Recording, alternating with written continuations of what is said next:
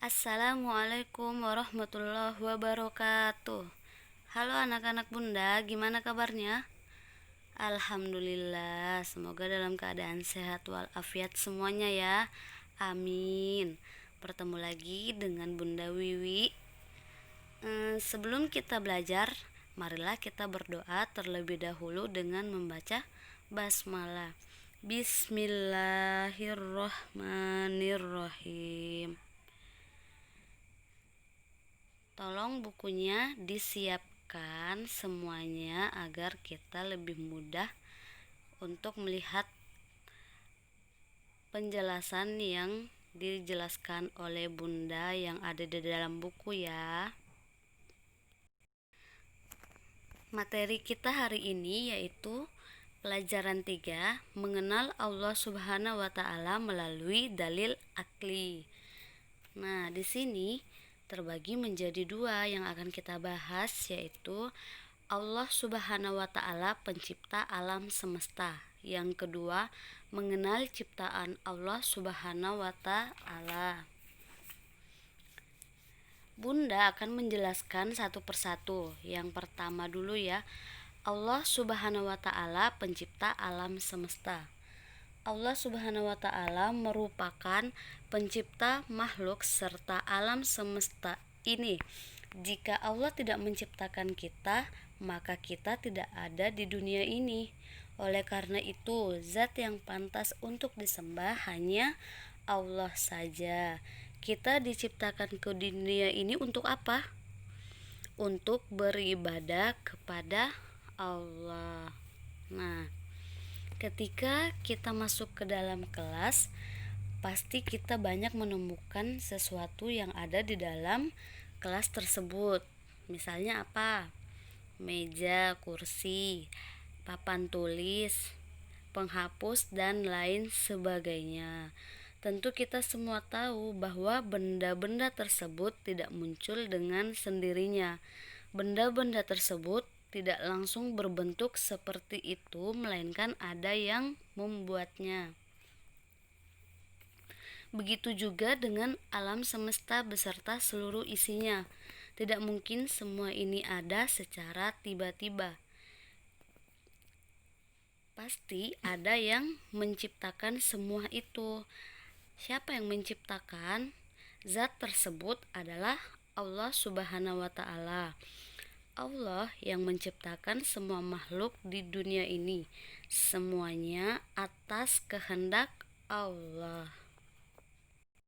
Nah, kita sebagai hamba Allah ditugaskan untuk merawat dan menjaga alam ini. Kita harus senantiasa memperlakukan lingkungan sekitar dengan baik. Semua makhluk merupakan ciptaan Allah Subhanahu wa taala. Ketika kita melihat berbagai macam bentuk ciptaan Allah, kita menjadi yakin akan keberadaan Allah. Ciptaan Allah terbagi menjadi dua. Yang pertama, ciptaan Allah yang bersifat konkret atau dapat terlihat. Yang kedua, ciptaan Allah yang bersifat abstrak atau tidak dapat terlihat. Ciptaan Allah yang bersifat konkret atau dapat terlihat contohnya adalah matahari, bintang, bulan, bumi, pepohonan, buah-buahan, dan tumbuh-tumbuhan. Ini merupakan ciptaan Allah yang dapat terlihat.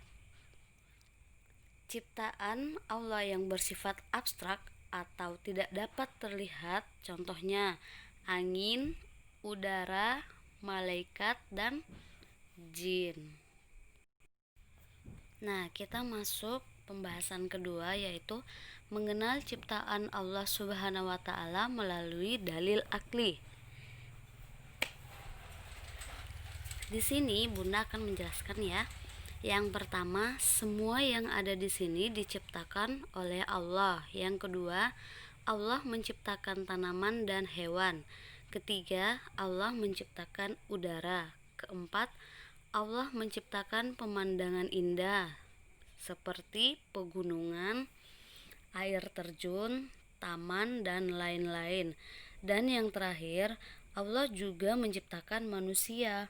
Untuk apa? Untuk merawat dan menjaga semua yang ada di dunia ini. Kita bisa mengetahui bahwa Allah adalah zat yang menciptakan alam dan seluruh isinya.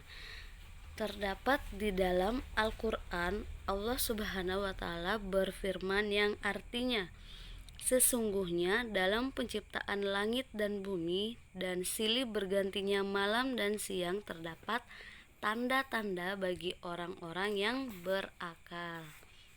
Orang yang memiliki akal sehat tentu tidak akan merasa ragu akan keberadaan Allah. Keberadaan Allah dapat dibuktikan dengan adanya makhluk ciptaannya. Makhluk ciptaannya seperti yang sudah Bunda tadi jelaskan waktu di awal ya, itu termasuk ciptaan Allah semua.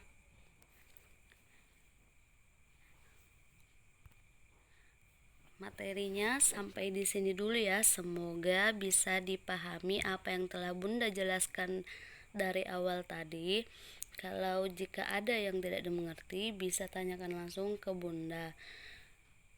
Mari kita membaca hamdalah bersama-sama. Alhamdulillahirabbil alamin. Bunda akhiri, wassalamualaikum warahmatullahi wabarakatuh.